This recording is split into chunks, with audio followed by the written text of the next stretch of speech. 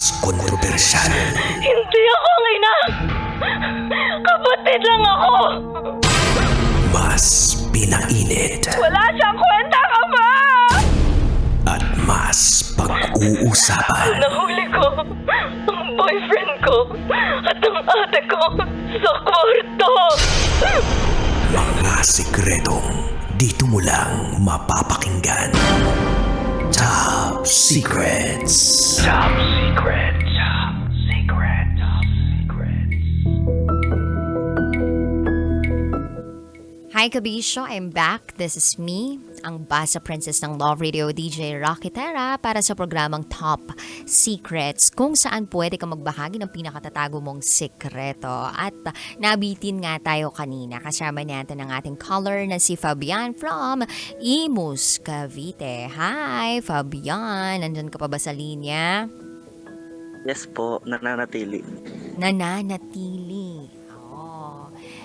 Oh, Fabian, sabi mo gusto mong or nagplano na kayo ng pagpapakasal nitong ex-live-in partner mo, kaya lang nangyari yung pandemya. Apo. Pwede bang malaman kung Apo.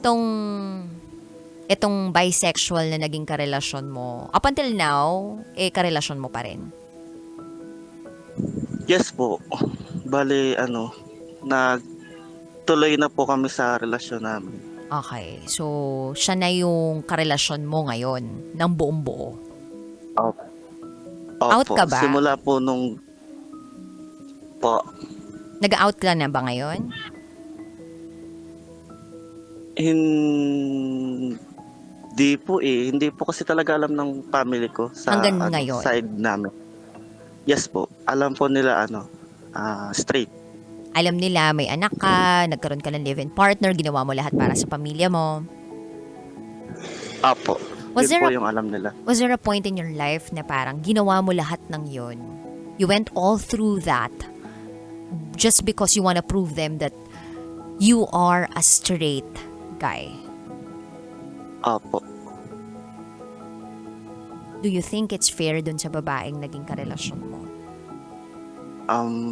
Bali hindi po kasi alam ko naman po na na mali, pero yun po yung para mapatunayan ko lang sa family ko na straight ako is gumamit ako ng ibang tao para mapatunayan lang yung sarili ko sa kanila.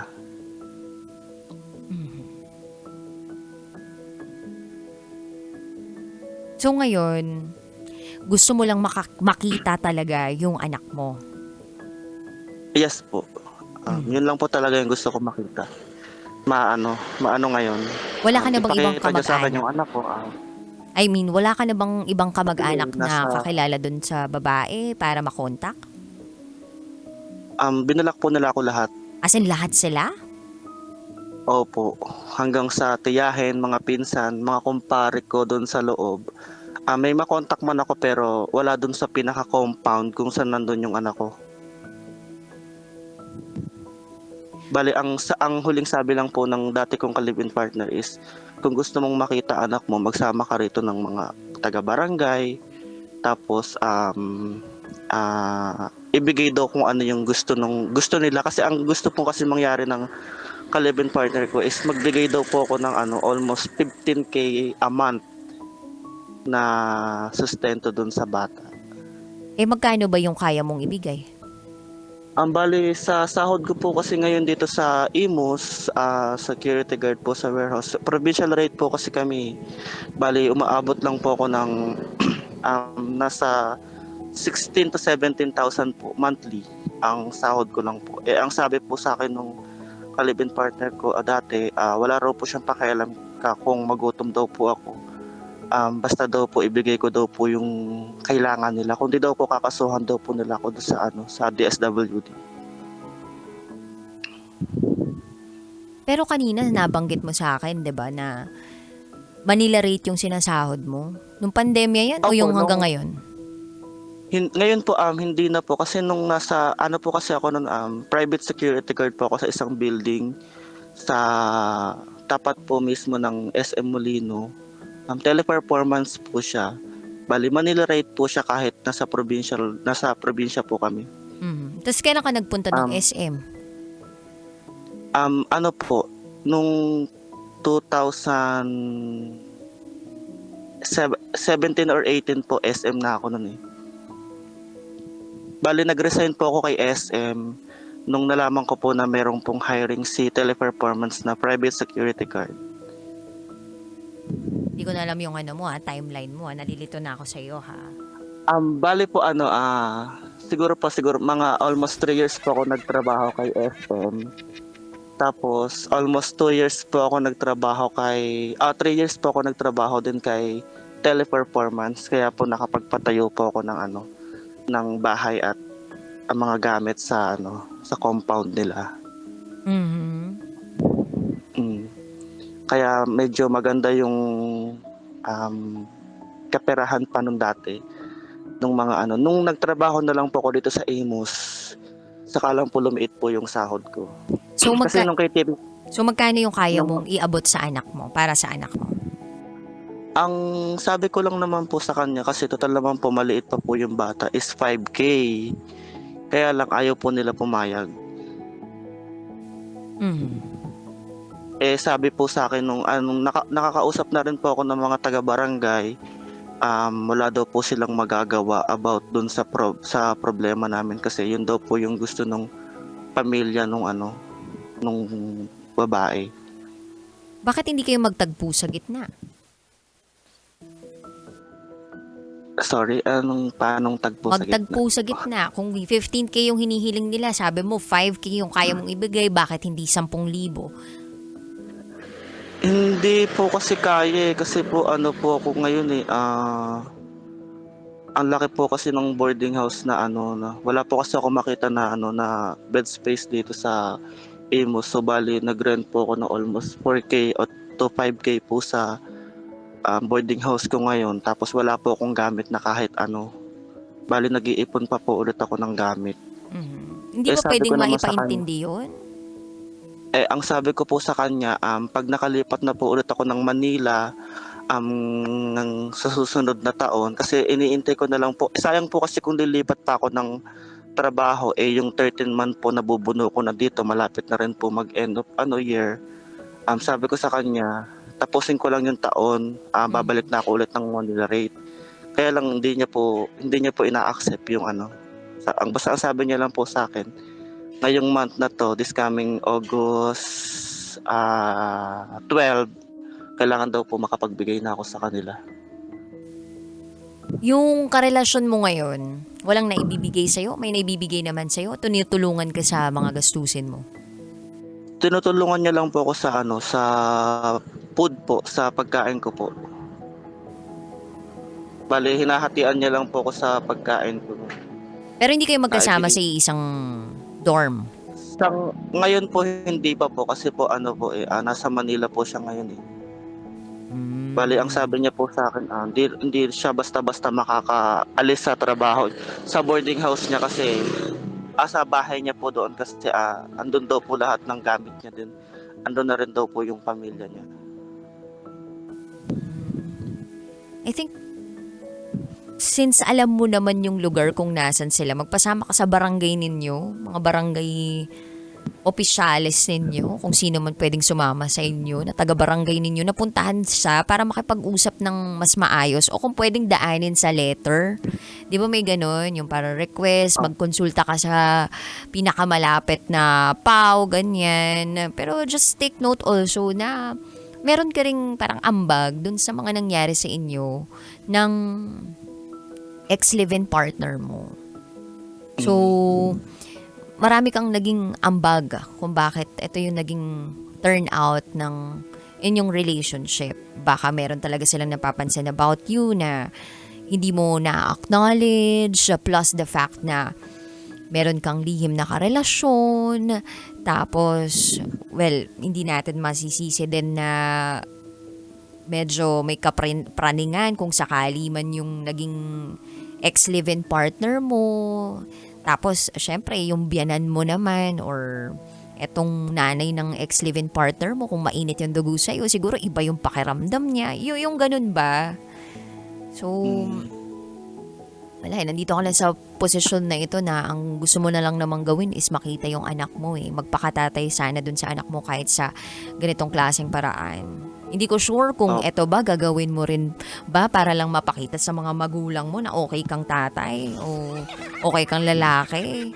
Sana hindi ganun yung reasons mo why you are all doing this or why you're gonna do this. Kasi if ganun lang, ay shame on you. Pero kung gagawin mo ito because you wanna be a father to your kid, you wanna be a responsible father to your kid, then gawin mo. Hindi dahil na may iniingatan kang reputasyon. Anyway, baka meron kang mensahe para sa anak mo. Sa baby ko, pakaano siya, pakabait. Magpalakas siya palagi, maging matapang. At alagaan ng sarili para makikita rin naman po kami. Para makikita rin tayo. Hindi naman siguro magtatagal.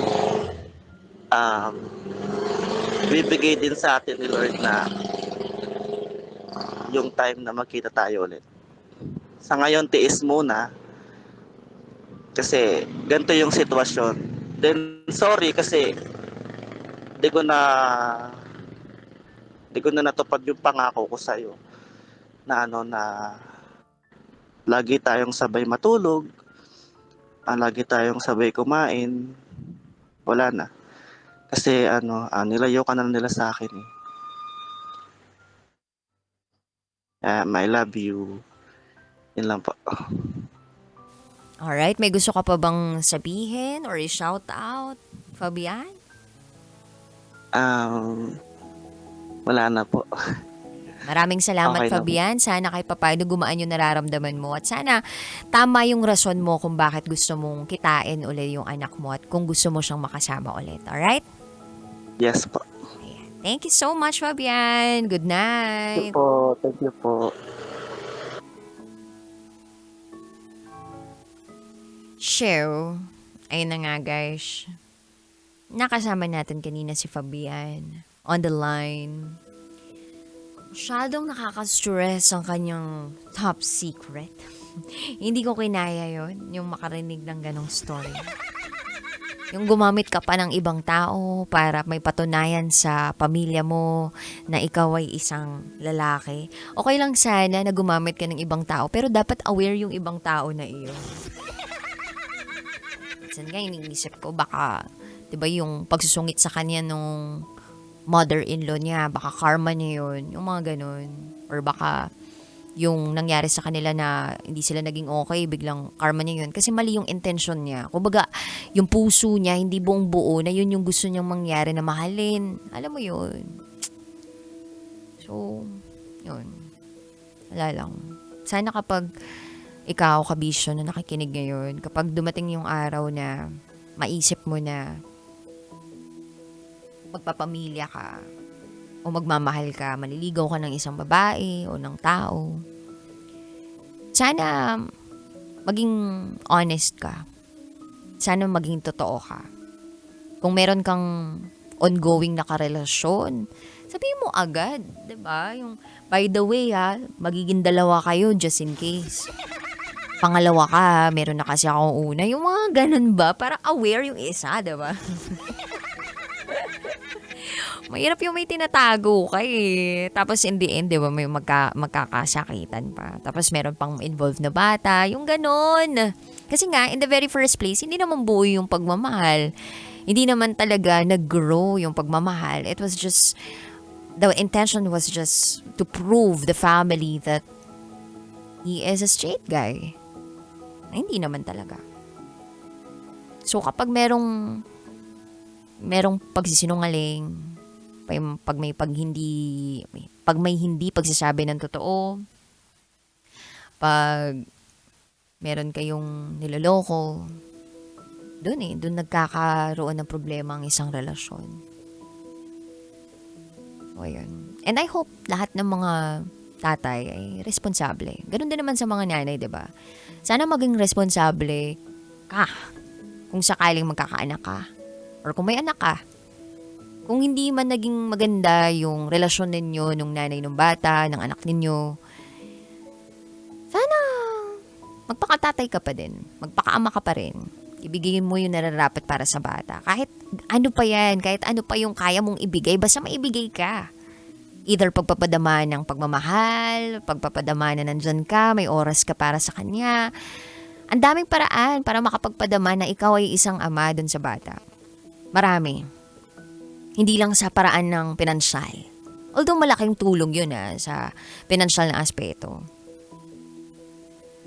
Pero pwede naman yun. At sa mga biyanan-biyanan. Biyanan-biyanan. May pagkakataon talaga na makakatagpo ka ng hindi mother-in-law monster-in-law. Swertihan daw talaga pagdating sa ganyan, yung magiging biyanan. Swertihan So siguro napunta siya doon sa parte na hindi siya swerte. Kasi ganun yung nanay ng live-in partner niya. Pero meron naman ako na babalitaan at nasasagap na kwento na una, hindi okay sa kanila yung mga biyanan. Kasi nga syempre, 'di ba, parang kapag magulang, very protective yung iba. Or most of the time, protective dun sa anak.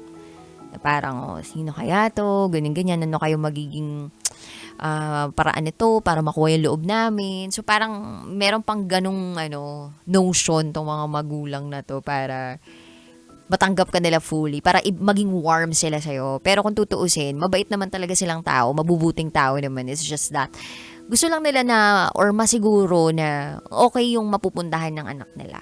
Parang ganun. Pero kung hindi ganun yung intention, ay, napakasama naman ng ugali. Ay, nako. So, ayun lang. Sana matuto tayo, sa mga ganitong klaseng top secrets. Mabigat yung mga ganitong klaseng sikreto. Pero, tandaan mo, kabisyo, kapag may tao ka talaga niloloko, hindi magbubunga lahat ng mga gawain mo ng maganda. So, magbubunga ito ng masakit sa puso. Ikaw ang talo. Unlike kapag wala kang tinatapakang tao, wala kang niloloko, wala kang pinaglilihiman, tama yung intention mo, mas magbubunga ito ng maganda. Kasi wala kang natapakang tao. Mas nakakahinga ka ng maluwag. Alright? Sa mga kabisyo po natin out there, na gusto mag-share ng kanilang top secrets, bukas po ulit magsama-sama tayo 9 p.m. until 12 midnight. Dito lang yan sa station number 1, 90.7 Love Radio. Kailangan pa bang i-memorize yan? Basic. Nakapiling ang inyong basa princess, ang babaeng tagapagsiwalat at tagapagprotekta ng inyong pinakatatagong sikreto. DJ Rocky Terra, saying, your secrets are safe with me. Good night and God bless. Kailangan pa bang i-memorize yan? Love Radio. Basic!